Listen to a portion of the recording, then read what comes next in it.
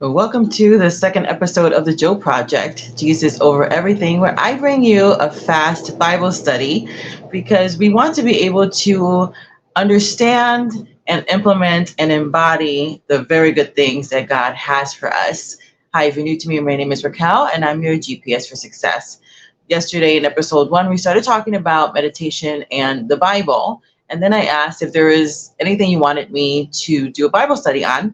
And I got a text message from someone who said, he asked me, can you do something on Thanksgiving and the Bible? And so I'm going to be focusing on giving thanks and something that sounds a little bit controversial. So in First Thessalonians 5:18, that's going to be our foundational verse. Before I keep going,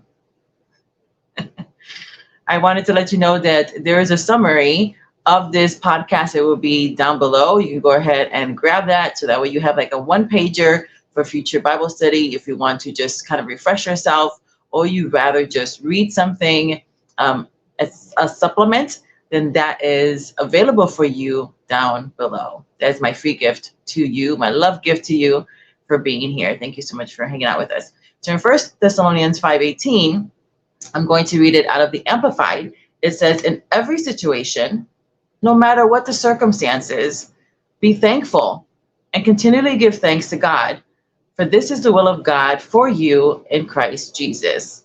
And I know that sometimes when we hear something like that, we're like, really, you have to give thanks for everything? And in every circumstance, during the circumstances, yes. And it sounds terrible. And what came to mind actually was, I don't know, have you guys ever seen Monk? If you've seen Monk, go ahead and hashtag Monk below.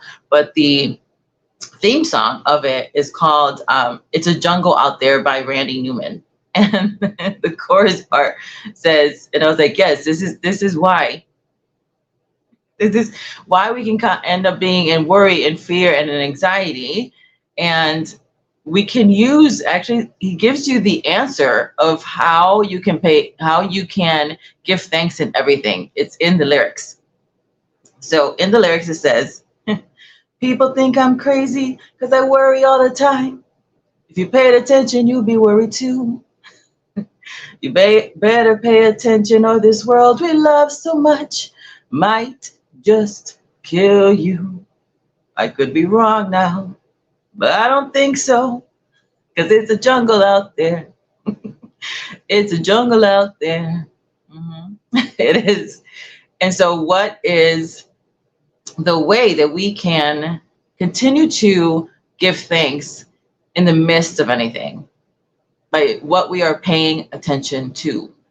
In the United States, we say that a lot. What are you paying attention to?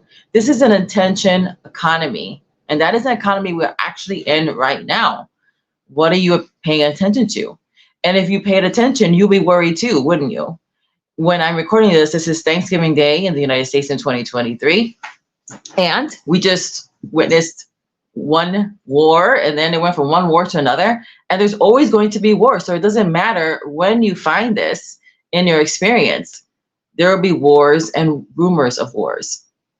In the wintertime, right now, they're starting to push in the commercials, of the fungalitis and anything else that might come up, and encouraging you to be jabbed. We're not going to talk about that here. This Bible study is not about that. But it's like, are you paying attention? I talked about this yesterday in episode 1 around meditation. And that's really what this comes down to. What are you paying attention to?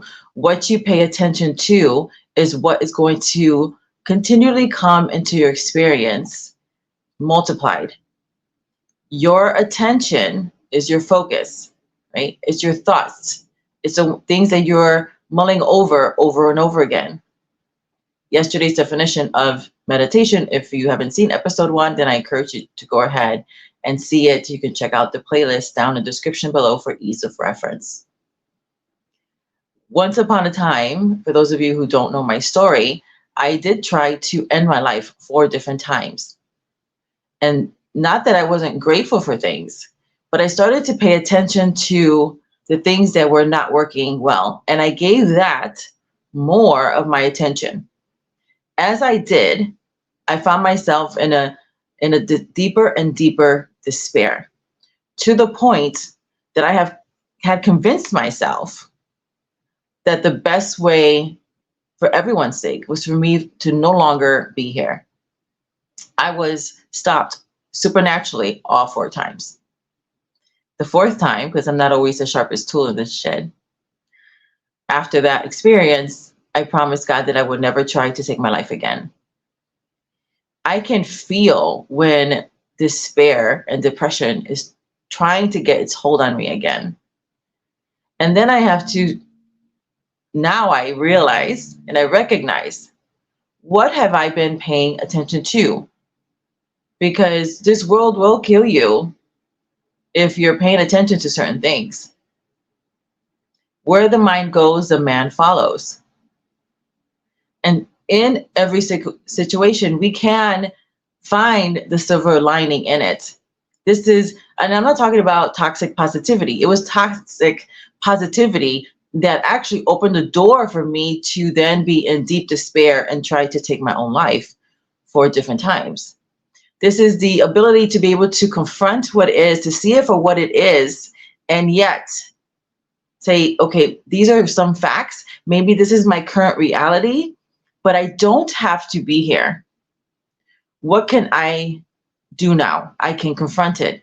I can reframe it. I can heal through it. I can choose those things, and that is me taking my power back. I can choose to overcome. We Jesus freaks are overcomers, but we still have to choose that. This is who we are. That's our identity. But as long as we are not choosing that identity, then we don't know the how. Paying attention. That is going to be the key of how you'll be able to give thanks in any situation. If you're watching this now, there are a lot of things that you can give thanks for. You have technology. You have Wi-Fi. You have access to a lot of information. We are in the most prosperous time that has ever happened up to this point, and we are alive. If you are here then and listening to me, you have a mind that is working. Your body might be screaming in pain. Your bank account might be saying, no, you are not blessed. Your work opportunities might be saying, no one's going to hire you because of X, Y, and Z. And yet, we are told to give thanks. So this is what's happening. The more you understand how your body works, the more you see the genius of why God said what he said. Now, there will be times, and there's times coming, where we're not going to actually need faith because science is going to prove what God said all along. We see that in quantum physics with the observer effect. And we see that even in biology. God is telling us to give thanks. Why? Because now we understand that we're wired for love. We're wired for it. We are wired to succeed. Anything outside of love, we're not wired for. And so our brain tries to overcompensate, trying to match those thoughts. Every thought has a chemical signature to it. Your brain is your drug dealer or your medicine man. And so you can put yourself in chemical bliss or in chemical chaos. And to get out of chemical chaos is to change your focus, to pay attention to something else. If you're finding that you are constantly worrying, what are you paying attention to? Review episode 1 on meditation. What are you focusing on? What are you playing over and over again in your head? If you're finding yourself in anxiety, anxiety is about meditation on something that hasn't happened yet. And when you think it through, most of the time, almost all the time, it never comes to pass. But you have put yourself into chemical chaos. The way you think is your gift. And when you are in chemical chaos, now you're putting blinders on and you can't see the answers right in front of you. So what giving thanks does is being able to recognize, you know what, maybe this over here is a poop show, but it hasn't always been like that. Replaying your former victories, because it's proof that you've been in tough spaces before, and yet you are still standing, you are still here, you are still having the opportunity to thrive. The more you rehearse the great things that have happened, the good things that have happened, the more you'll be able to then shift, and your brain will start then thinking about other good things. Then you can start playing the game. I was talking about that yesterday, what the world calls as if, right? We're speaking the end from the beginning. What is it that you are believing God for? What is your faith project? Seeing the end from the beginning and saying, oh, I am so grateful that I am already whatever that is.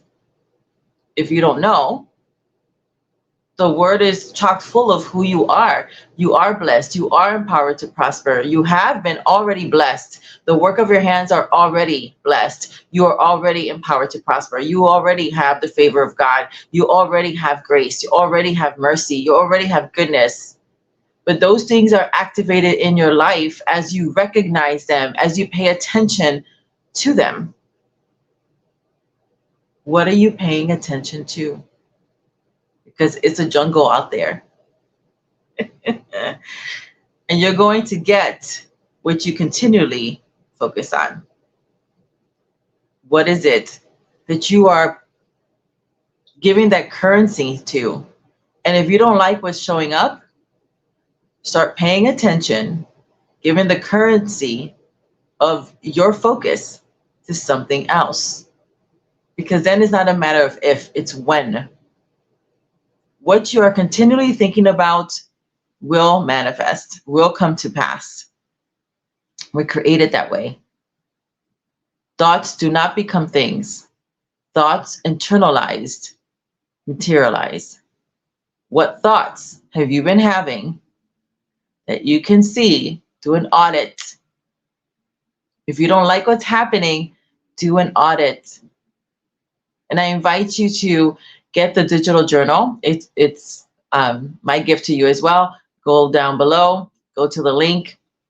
And then when you go to the link section, currently it's the first link on there. It's called the Ultimate 21 Days Self-Love Journey. I'm also doing 21 days based on that. I'm in day 12 or 13 now. And I'll put that playlist down below for ease of reference. And that's going to help you to dislodge and reframe and embody who you really are. Start to pay attention, and you'll be surprised how your thoughts have been internalized. The things that you believe, the things that you've been paying attention to, have been the root of everything. 80-20 rule, most of the things. Other people have free will too. Well, until next time, which will be very, very soon, don't forget to like, comment, share, and subscribe. And I'll see you on the next one. Bye now.